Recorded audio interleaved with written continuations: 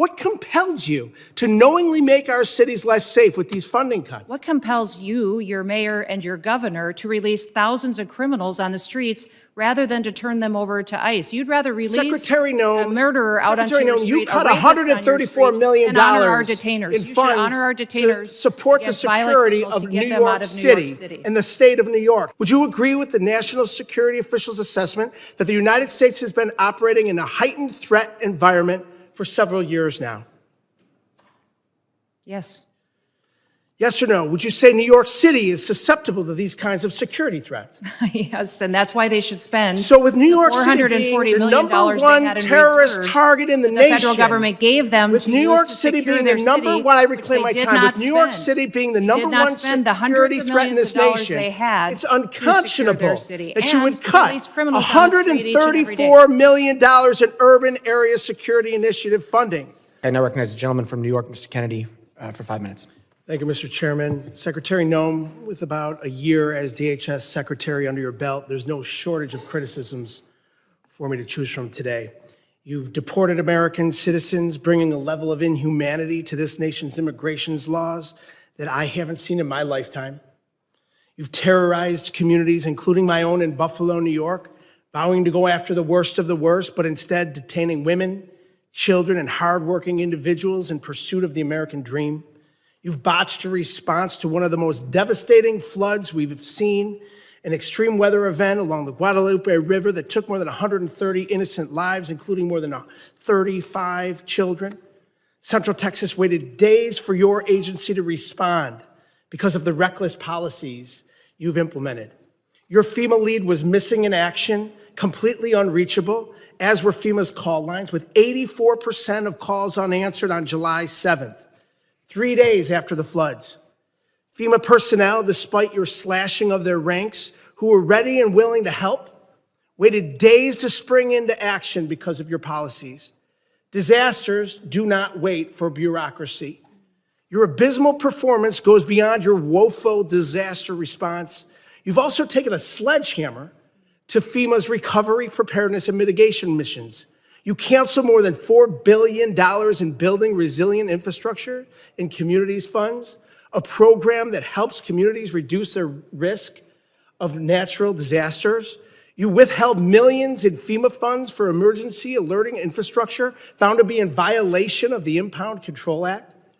You, perhaps most critical to my state of New York, canceled more than 90% of New York State's Homeland Security Program funding, including $134 million in urban area security initiative funds for New York City's greater metropolitan areas.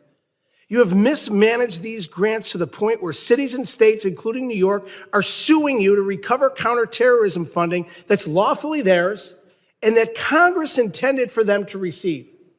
It's a tragedy that we're here today discussing these cuts to counterterrorism and security grant funds for a city that was the main site of the September 11th attacks, the entire reason your department was established in the first place. As the ranking member of the Subcommittee on Emergency Management, it's my responsibility to show the American public how you've systemically upended FEMA and emergency preparedness as we know it. So I have a couple of questions. Simple yes or no answer will suffice.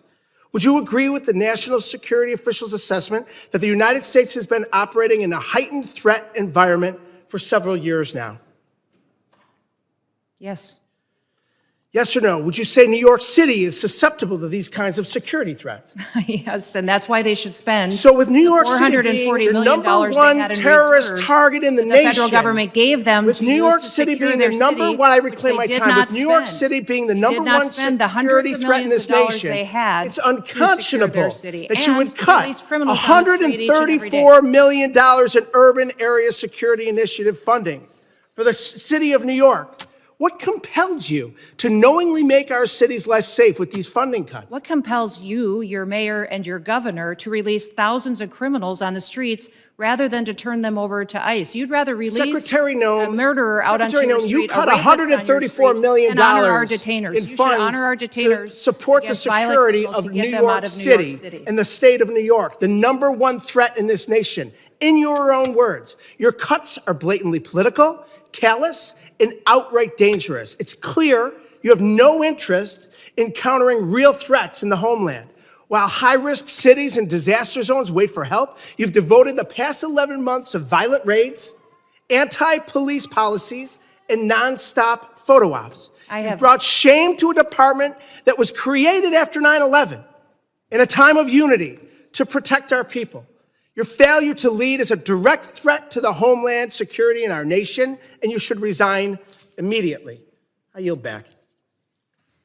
Gentleman yields back. I now recognize the gentleman from Alabama, Mr. Strong, for 5 minutes of questions. Thank you, Mr. Chairman, ranking member, and members of this committee. I thank you, too, to our witnesses for being here today, for your work to protect the homeland in an increasingly complex threat environment. My question today focuses specifically on the evolving drone threat. Mr. Glasheen, the FBI's National Counter UAS Training Center at Redstone Arsenal is now the central hub for preparing federal, state, and local partners for drone threats at major events. What makes Redstone Arsenal such an effective location for this mission, and how does that setting support the scale of training required for World Cup, America 250, and the 2028 Olympics? Thank you for your question, Congressman. What makes Redstone a great partner for us is, one, the support that we have from Congress. Number two, the space we have there. The FBI has been in Huntsville for a long time. Huntsville also houses our Special Agent Bomb Technician Program, where we train bomb technicians, EOD professionals across the United States, and we model in the Counter UAS school off of that. So that proof of concept has been in place, and we're mirroring that process to train the counter-UAS operators. Thank you. I was there for the inaugural graduation. I'm telling you, it was most impressive. I can assure you there's no other location in the country that offers the same mix of controlled airspace, testing ranges, partnered agencies, and mission infrastructure that the FBI has at Redstone Arsenal. Counter-UAS has the ability in Huntsville to jam, block, drop, intercept, and do forensics. As demand for this specialized training grows, what investment should Congress prioritize to ensure long-term stability for this mission at Redstone?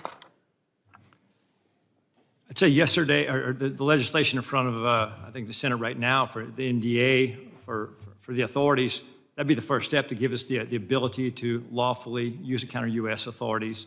I think additionally, is just like the computer technology, it evolves with the months. And so the counter-UAS technology is going to change, so have the appropriate funding and support to stay up with that technology so we can mitigate the threats that our nation faces. Thank you. Those graduates were from all over the country, and it was most impressive. Secretary Noem, this committee has failed to thank you for your faithful service to America. The southern border is closed. Human smugglers, drug traffickers, and illegal aliens that invaded this country from more than 160 different countries are being returned to the country of their origin. Fentanyl poisonings are down more than 35%. Secretary Noem, thank you for your efforts to keep these drugs out of our country in an effort to save a generation of Americans. It's not a Republican issue. It's not a Democratic issue. It's an American issue. And I thank you. Secretary Noem, many of the most advanced counter unmanned aerial systems technologies are being tested and evaluated in North Alabama. How is DHS ensuring that those capabilities transition quickly into field use, particularly ahead of these major events? And what more can Congress do to accelerate the pipeline? We appreciate the authorities that are necessary for us to operate, and standing up a drone program and counter drone program is one of the top 3 priorities of the department this next year to meet the threats that we face every day. Every day, our Secret Service, our Coast Guard, our Border Patrol are seeing drones used against them. Criminals using them to surveil them, to find out law enforcement operations, and to leak them, and to put their lives in danger. So making sure that we have the ability to operate and to see far into the future and over our operations is important, but we also need the opportunity to take them down when necessary. We've seen the cartels using weaponized drones against each other. We know it's only a matter of time before we see that here on the homeland. My job is to make sure that we're prepared and that we're equipped, and to advocate to you for the authorities that we need to make that happen. Thank you. With the new counter-UAS authorities expected to be enacted as part of the National Defense Authorization Act, the next challenge is execution. What concrete steps is DHS planning to take in the coming months to ensure that these new authorities are fully operational before the FIFA World Cup, the Olympics, and America 250? And I even want to take it even further. You start looking at college football, we've got to take it even further rather than they're all large gathering events. I actually had the Secretary of Security of the Southeastern Conference before Mr. Kennedy and my committee, and it was unbelievable. On any given weekend, 8 to 10 football stadiums with greater than 90,000 people there. We must defend the home front. And I'm sorry that my time has expired, but I thank you for being before this committee today.